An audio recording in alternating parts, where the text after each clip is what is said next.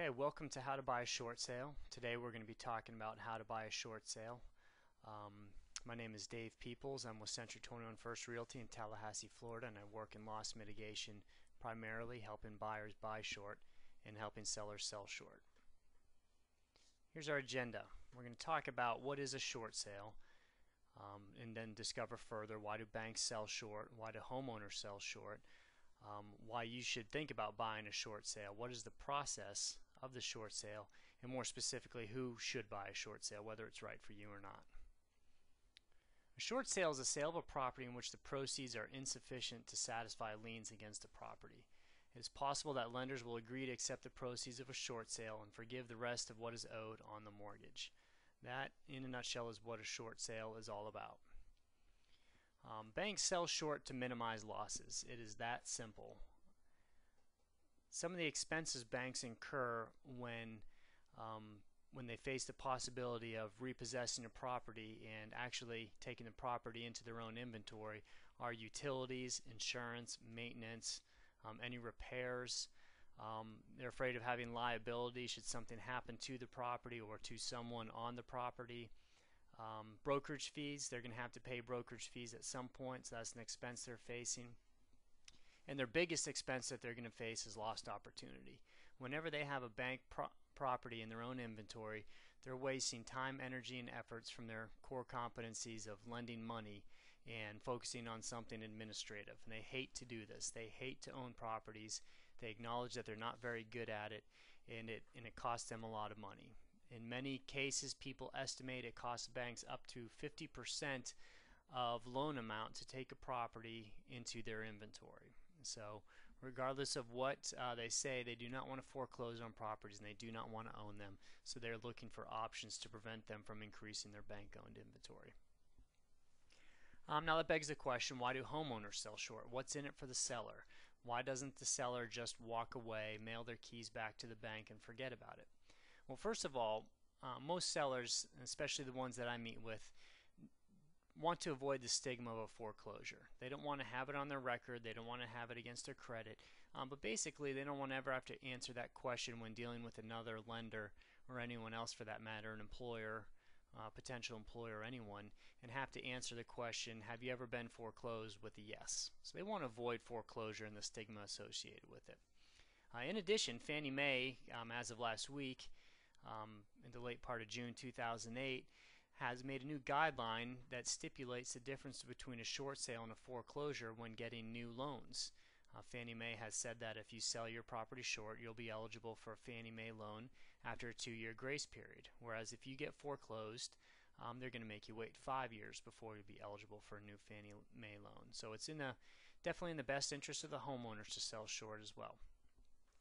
In addition, the homeowner has the benefit of reestablishing their credit quicker if they decide to move on with the short sale now, as opposed to if they battle a foreclosure over the next year or year and a half. They want to get the situation behind them as quick as possible and get on with making housing payments to get their credit reestablished as quickly as possible. And finally, probably the biggest reason sellers want to get rid of their property and sell short is they want to move on with their life. They're already in a situation where they can't pay their bills. They can't necessarily keep up with their mortgage. What they want more than anything is normalcy, is what I've found, and they want to get their problem solved as quickly and efficiently as possible to get on with life. So it begs the question, why buy a short sale? Why would you go ahead and enter into this situation? Why wouldn't you just go buy a regularly listed property? Well, you can generate instant equity when buying a short sale. In a nutshell, many times the lenders will allow people to purchase property for a percentage of what the fair market value is. Some people estimate that the banks will let investors or owner occupants buy property for 80% of fair market value. Some say 90%, some say 95%. It's kind of a hard thing to argue, because how do you determine what fair market value is anyways? But the fact behind it is normally people can buy properties at a percentage of value and usually save 10 to 20% when buying a short sale. Okay, and in addition, why buy a short sale? Many people like the added benefit of helping someone out of a tough situation, and the people in a tough situation are a bank and the homeowner. Now that's not the buyer's problem. They're not necessarily worried about solving other people's problems, but it certainly does create a win-win-win solution. And then finally, paying below market value, like we talked about, and generating instant equity.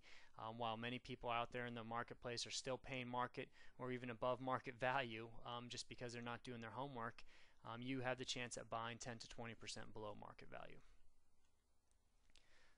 So the process for buying a short sale is fairly simple, not necessarily easy, but it's simple, and it begins with finding a loss mitigation specialist that knows what they're doing, knows how to find good buys, knows how to prove that they're good buys, and knows how to communicate with the bank on why they should take your offer. Finding just a regular real estate agent or real estate professional that doesn't know how to make offers and communicate with the bank isn't going to get you anywhere, but it's going to get you probably to waste your time. So you want to find someone that knows how to make strong offers and then knows how to convince the bank that your offer is the best one they're going to get. And the second step is to select a property. Critical in selecting a property is not falling in love with any particular property. Banks will sell short, but they need to be convinced to sell short, and sometimes they make poor decisions.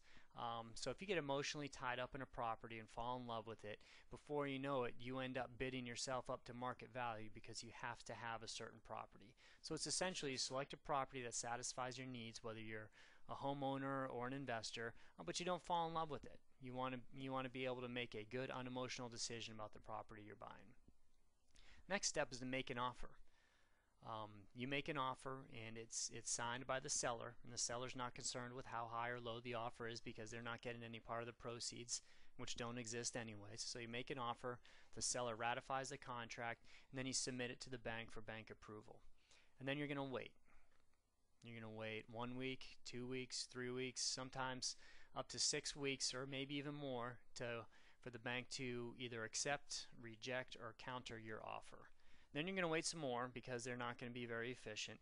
And then finally someday the bank's going to make a decision and they're either going to counteroffer or reject your offer. Very rarely will they just take it, unseen without making any corrections. And then you get to an agreement, and then you proceed with closing at a normal rate like you would with any other property. And it's basically that simple. There's a couple other steps in there along the way, like a bank broker price opinion and appraisal, but those things happen on typical real estate transactions as well. Okay, so that brings us to who should buy a short sale. Basically, anyone looking for a good deal that's not going to fall in love with the property and stay unemotional is a likely candidate to benefit from buying a short sale. That could be an owner-occupant or that could be an investor. Investors out there, this isn't a good place to buy flips. There's not enough equity generated typically to buy a property, rehab it, and then flip it. And there's a lot of people trying to do that, and in my personal opinion, there's just not enough room to do it. So I would say investors looking to buy and hold can benefit, and owner-occupants can benefit. Okay, that concludes the training, how to buy a short sale. Again, if you have any questions or comments, please feel free to email them to me at dpeoples@manasa.com or come visit us at our company website, manasa.com, and then go to our blog, manasa.com/blog. Thanks for taking the time to tune in.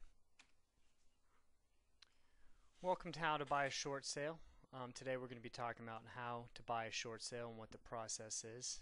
I'm a member of Century 21 First Realty. I deal in loss mitigation in Tallahassee, Florida, and I help people buy properties short, and I help people sell properties short.